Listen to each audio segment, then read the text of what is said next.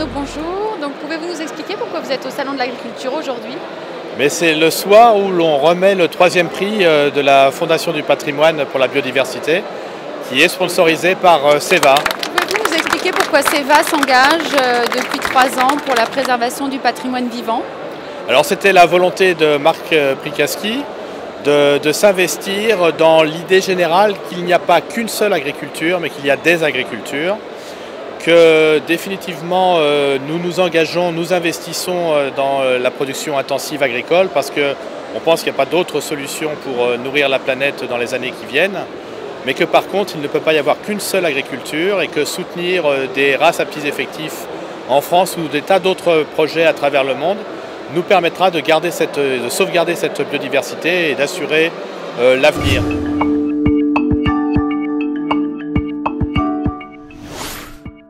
Donc, je m'appelle Gilles Delas et on travaille sur la race béarnaise avec Geneviève Simora, ma femme, et son papa Bernard Simora, qui lui fait ça depuis une trentaine d'années.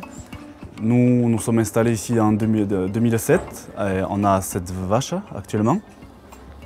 Et le projet, ça serait d'arriver à une trentaine de vaches d'ici 5 à 10 ans. Avant la guerre, il y avait 140 000 têtes. Voilà, et aujourd'hui, on est à 252 têtes, donc une situation alarmante pour cette vache. C'est un capital génétique à conserver, tout comme la basadaise l'aubrac.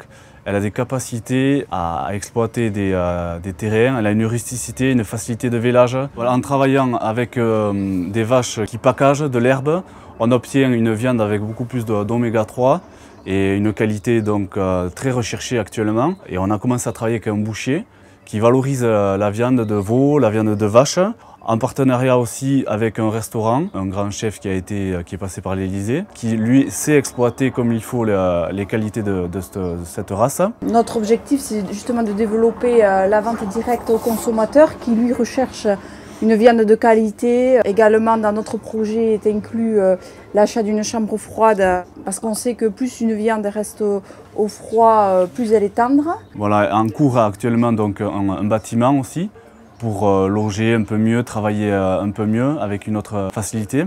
Donc aujourd'hui, en raison du faible nombre en fait, de vaches et de veaux, on mise sur la revalorisation du veau. Et demain, en fait, on espère donc avoir un cheptel plus important et pouvoir revaloriser les bovins adultes, les taurions, pour aussi une demande du consommateur avec une viande à l'herbe, une qualité et un goût non négligeable sur sa viande.